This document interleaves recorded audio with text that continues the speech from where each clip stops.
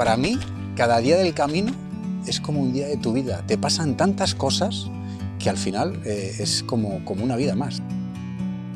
El entrar en esta plaza otra vez, pero por el camino que entra todo el mundo que viene peregrinando, pues ganas de llorar. Una emoción tremenda, que ya había venido otras veces pero nunca había peregrinado y entonces es diferente, venir haciendo el camino es diferente. Pues ha sido una mezcla difícil de explicar, emoción y luego un sentimiento de haberlo superado, de reto personal superado.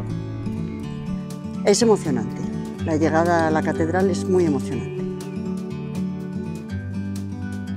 Aquí no hay barreras nacionales, no hay barreras personales, aquí somos peregrinos.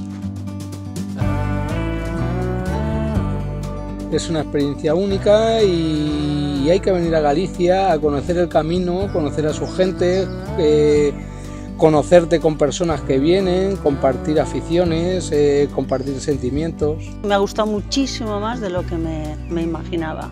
Siempre me llama la atención la gente, el tipo de vida de gente, mucha gente solitaria, eso también me ha llamado mucho la atención. Luego la limpieza, el cuidado, la señalización y la amabilidad.